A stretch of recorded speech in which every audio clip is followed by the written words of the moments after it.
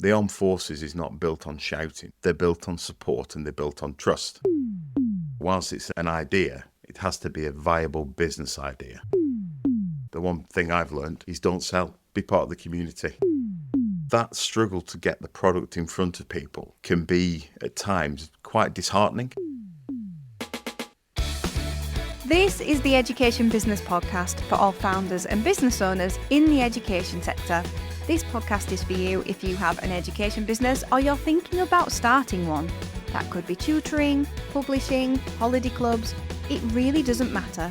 You're in business and you're also in education. But most of all, you're focused on improving outcomes for children in the way you know best, through your business. I'm Claire Riley, co-founder of educational resources website Classroom Secrets, and I'll be sharing how to make your education business bigger, better, and have more impact through my own experiences and also the conversations I have with other founders and business owners in education. The Education Business Podcast is sponsored by Classroom Secrets, helping you to support your children's learning. Phil, welcome to the Education Business Podcast. Tell us your career story. What has happened in the course of your working life? What were the important bits that have led you towards starting your own education company? And what does your education company do? Hi Claire, thank you for having me. Well, my career story. I originally wanted to become a civil engineer, and that's what I studied at university. But in my final year, I decided I wanted to do something more exciting. So I applied to join the army.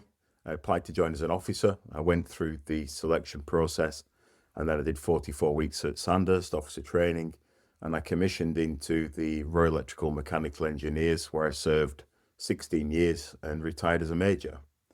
My time in the army can broadly be split into two halves. The first half was spent at what we call regimental duty, the field army, if you would, where I supported armoured vehicles on operations and exercises. I did three operational tours while I was in Germany. I did Kosovo and I did 2 tours of Iraq, one being the 2003 operation. And I did numerous exercises. I spent months away on exercise. I did months in Poland and as well as months in Canada on the prairie, exercising with the battle groups.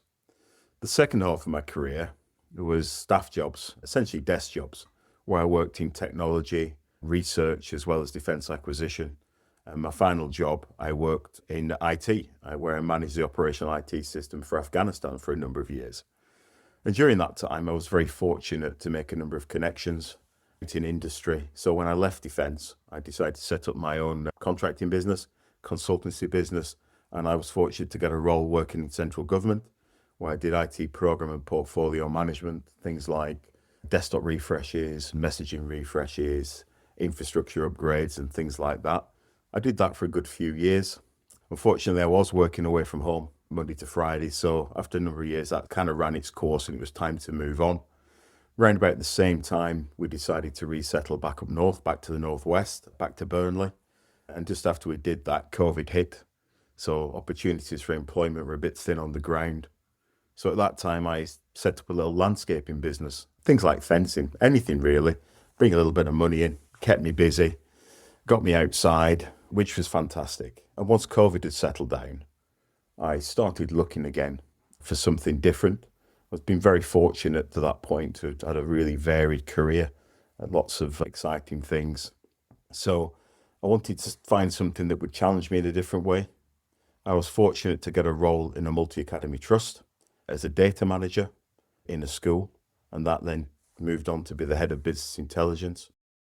This was sort of 2021, 22 time, and I really enjoyed working in education. I thought it was brilliant. The couple of things really stood out for me was just how busy education was. There was never a moment where you could just go, oh, let's just have a brew and a catch up. It was full on from, the first bell to the last bell and beyond, Monday to Friday, start of term till the end of term. And it was just great, really. I was really struck by everything that schools and teachers did for students, not just the lessons, but things outside the lessons, the after school clubs, the activities, the initiatives to support them in the best possible way. And I did that for a number of years. And then I was tempted to go back into central government contracting. And that's what I do now. And I work on an IT program in government. But in my spare time, I founded an education business, Tide Education.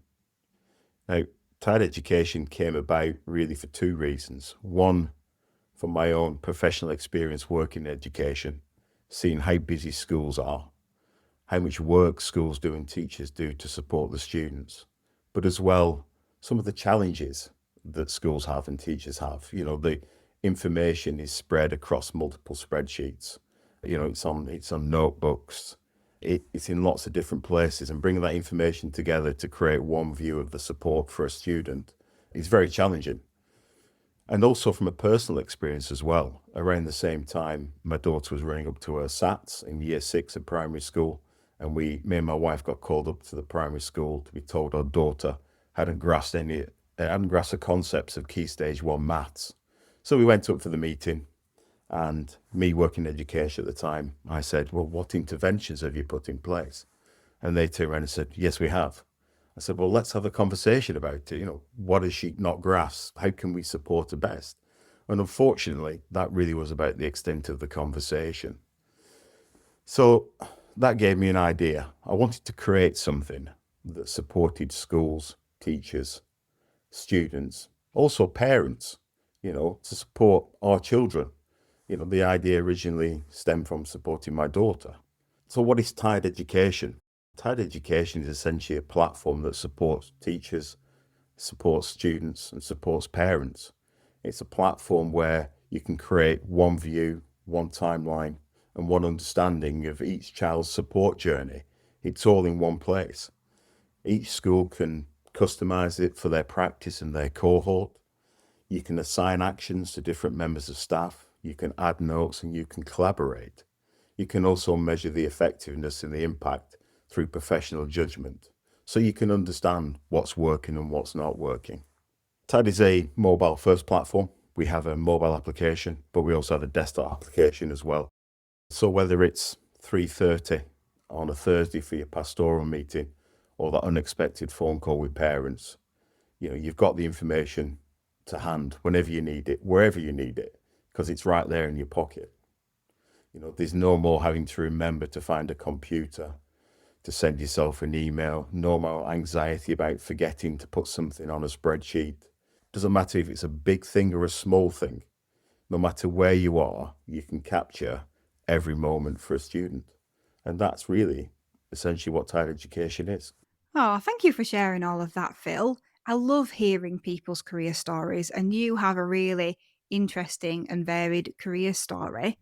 Let's just delve into that. What is the difference between, working for so long in the armed forces and then working in a school? That's a great question, Claire. Now, clearly, there are some obvious differences between a career in the military and a career in education, such as operational tours. But if you put these to one side, I'd say there are more similarities between the two than there are differences. I think, firstly, neither are normal 9-to-5 jobs. They're both vocations. These are both jobs where you commit yourself fully, where you're invested in the outcome and you work until the job gets done, and you're not working to a set time. And that's what I saw in education. I saw people working longer hours, working in the evenings, working at weekends, and doing what needed to be done to support their students. And the same's true in the military. You work until you've achieved what you set out to achieve. Another similarity is both are very structured work environments, both have routines. In a school, you've got the timetable and the school day. Both have a uniform policy and both have rules that you need to follow. Both in the military and in education, you've got to comply to strict governance, follow policy, and both are inspected. Now, it may come as a surprise, but military units are also inspected. And I'm not just talking about picking a piece of fluff off a uniform on a parade square. Their equipment is inspected. Their operational effectiveness is inspected as well, much in the same way that Ofsted inspects a school. So, whilst both have routines, they also have the flexibility and skills to react and adapt to changing situations, to meet that unexpected demand, that new requirement. And I saw this work in education. Yes, there's a timetable. Yes, there's a school day. But no 2 days were the same, no 2 weeks were the same, and no 2 terms were the same. I think one of the biggest similarities between the two for me, is both are people organisations. The armed forces is not built on shouting, just like schools are not built on shouting. They're built on support and they're built on trust.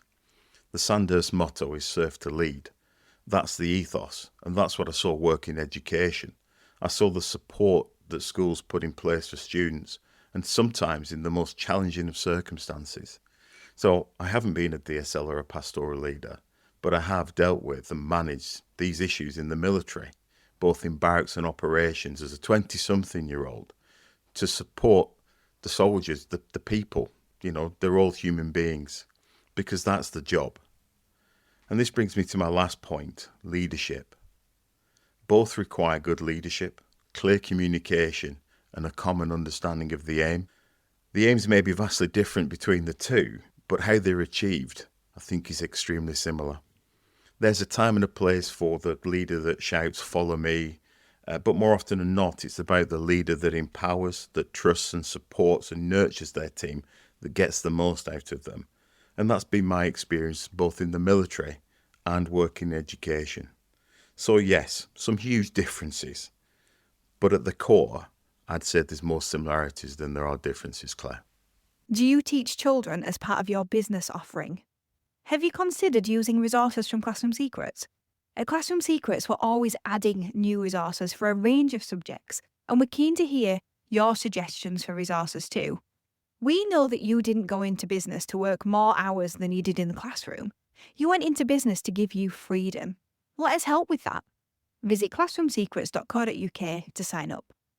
I guess the similarities stem mostly from being, a huge organisation where you have to still be efficient, still make sure that things are orderly, still make sure that, a goal is actually reached, but in a way that still makes sure that people are treated as people and that those individual needs are met as well.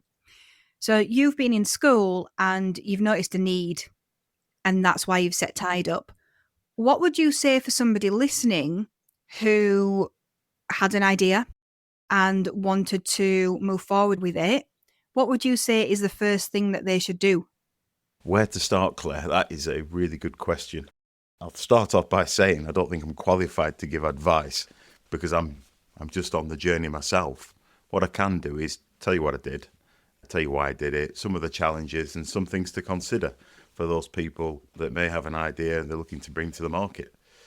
I think the first thing you have to remember that whilst it's an idea, it has to be a viable business idea. You've got to look at the market size. How big is the market for your idea? Even if the numbers you're working with are pretty rough, go test them with friends, family. Also think about what market share you need in order to make your idea a viable business idea. Do some market research. What else is out in this space? What are the products right there? What's your USP, unique selling point? What's their USP? Also, get a feel for what price point they're operating at, and then you can have a better idea of your market share that you need. Also, make sure that while you're doing this, you are comparing apples and apples, even if they're different types of apples. But you're not comparing apples and oranges. You need like for like as best you can. And be comfortable with the fact that unless you're going to pay a company to do all this, it's only going to be so good. What I did after that was validate the idea. I went down to BET in 2025 and met up with some old connections from when I worked in education and basically tested the concept. I had a proof of concept there, and the aim of it was to make sure we didn't get left out of the room. Does the idea have legs? Now, if you've got an education network, that's easier to do. It's more challenging if you don't have an education network that you can go to, or if you're from outside the sector and you're new to the sector, it can be very difficult to find people that are willing to talk to you about your idea and to say, yeah, I think that's something there, or have you thought about this? I think that's probably one of the biggest challenges I see for people that from outside the sector trying to bring different ideas into the sector is how do you test them? The next thing, build a proof of concept, validate it. I've read a lot on LinkedIn about engaging with education specialists in designing edtech and solutions for education. And to be honest, I wish it was that easy. But from my experience, it takes time to get to this point. No one is waiting for you to come along so they can, engage with you and say, oh, you need to do this, you need to do that. Everyone's busy. Everyone's got day jobs. So factor in some time to get that engagement from the education specialists. Make sure you plan for it in your business plan. The one thing that I think you need to do, I think it's probably if you're from outside the sector, is network. Get involved as best you can, as much as you can. Show up, try and create the opportunities. I went down to London one Saturday, I think it was June, to University College London EdTech Day to go, to be involved, but also to meet Al Kingsley. And when you are doing your networking, the one thing I've learned is don't sell. Be part of the community. Just get engaged, be involved as best you can. Two other things to consider when you've got an idea is time. Don't underestimate the amount of time that you need. Tide Education has been going now for 2 years, from setting up the business to where we are now. Things take time. Education's a busy place. Bet is a big marker in the calendar at the start of the year. And then there's a big impetus behind Bet, and then things quieten down. You have a big break in the middle. So you have to factor in the time to engage with people, to meet people, to make connections, to go validate your product, to speak to people about the new idea you've got. So don't underestimate the amount of time. My last thing to sort of mention if you've got a new idea is money. And this one surprised me a bit looking back.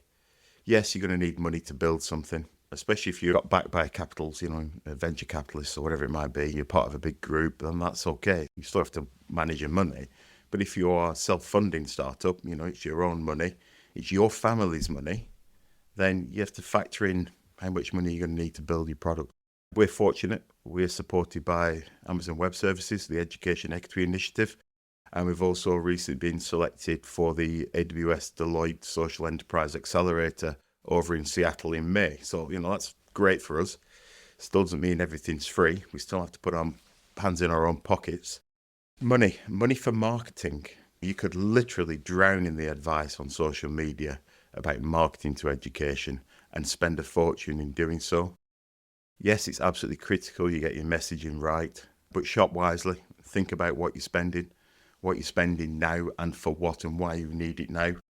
We're fortunate. We work with B Digital Marketing and they've been fantastic, especially for a startup. They can come up with a solution based on the funds you've got. What the last thing you want to do is fork out thousands and thousands of pounds when you don't yet have customers. So they've been very accommodating in that space to come up with a solution that works for us.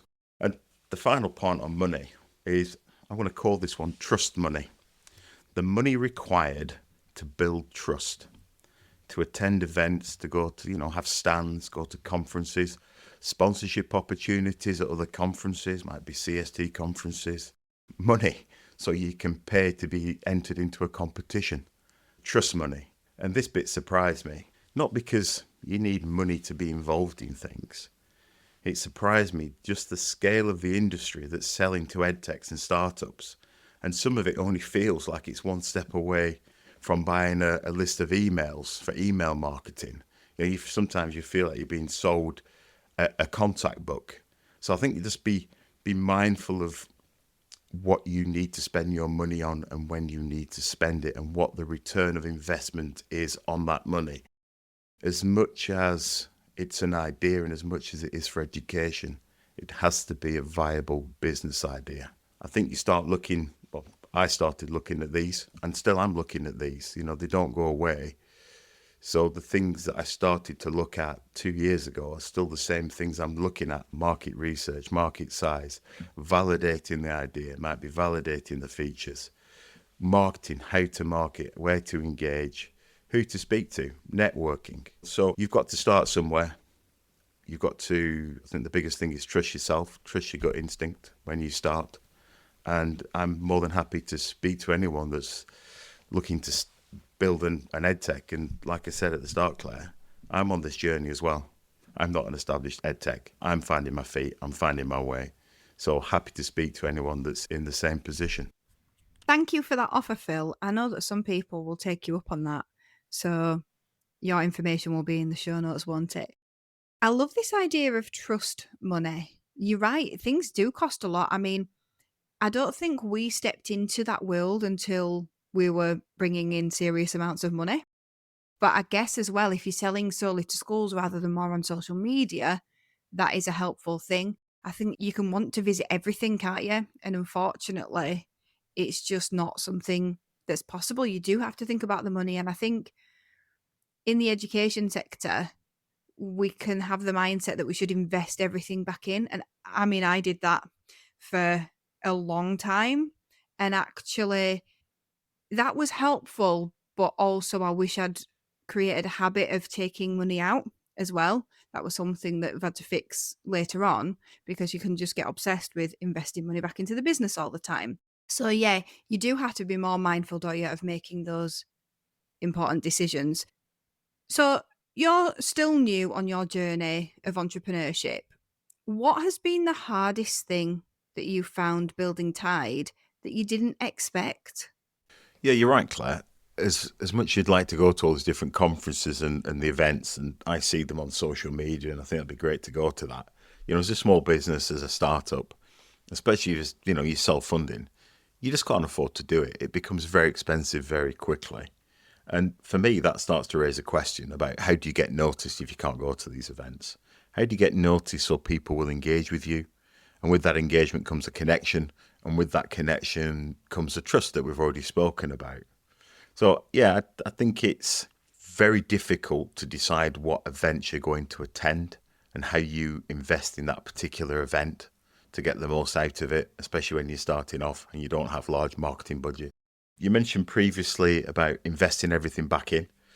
I think with so much diversity in education, different cohorts, different practices, I think it's very easy to try and meet everyone's needs. So whether it's money or time, I think there is a tendency to invest everything back in. And this perhaps where it becomes a little bit uncomfortable. So whilst we are doing this because we're invested in it, I've got my reasons I'm doing it, which I spoke about earlier. Everyone's got their own reasons and they want to help. The uncomfortable part is that it's a business and businesses are there to make profit. And it's got to be a viable business, which I spoke about previously. I think that can sometimes be a slightly uncomfortable thing when it comes to education businesses. Yes, it's about helping, it's about wanting to do the right thing, but it is a business after all. So I think because of that, it becomes really important about how you conduct your business and what you stand for as a business. Back to your question, what was the hardest thing I didn't expect? It's not that I didn't expect anything. I think it was that some things were harder than I expected. And I think the main one was getting the product in front of people, showing people the product, having a conversation around the product. It was about the engaging with people, talking about it. And I'm not sure why that has been so difficult. It may be because I don't have bottomless pockets. I can't attend all these different events. I haven't got a stand. I'm just starting out. Perhaps I'm not backed by a major investment group, so I don't have a massive marketing budget. Maybe because schools and trusts are becoming a little bit more wary.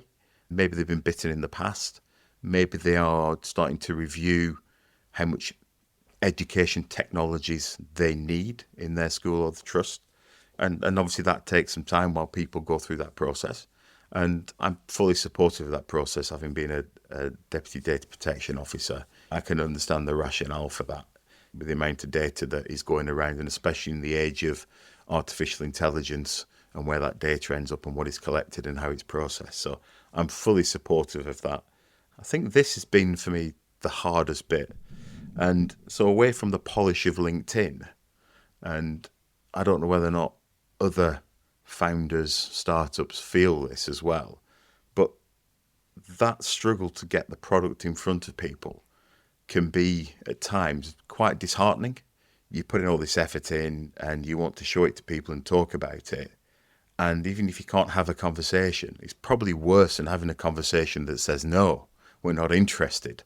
Because when you get a no, you can ask people, well, why? What's the reason? What does it not do for you?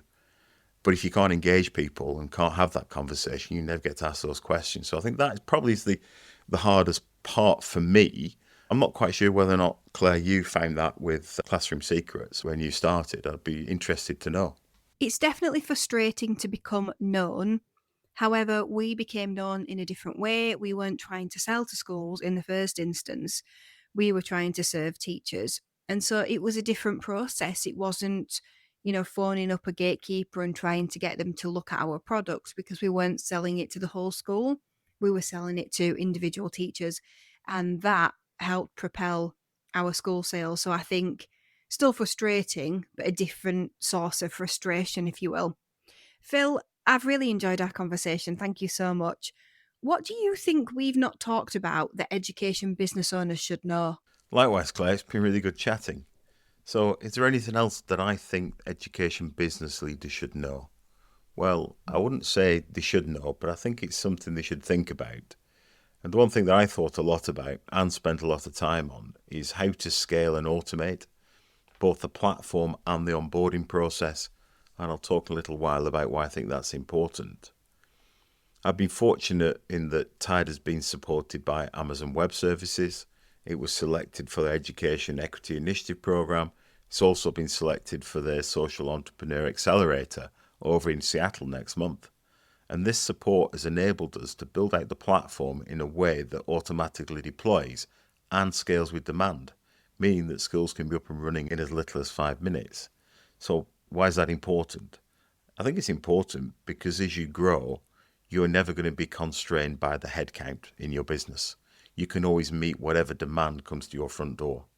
I also think automation and integration of tools and software is really important to help reduce the barriers to adoption. So whether that's automatically deploying the platform, through to integration of payments, through to the provision of training, I think these are really important things to think about.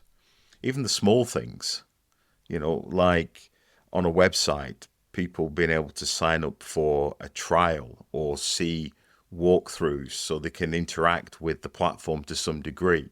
It shouldn't just be a book a free demo.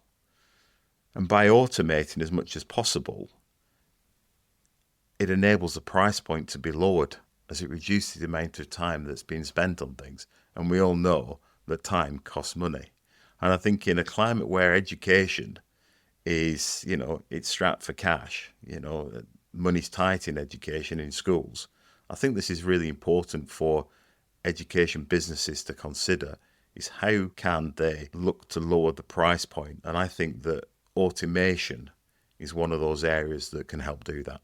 I've not had that one suggested on this question before, but you're right, especially in this world that we live in now where it's more technology focused. It's almost like starting with the end in mind, isn't it?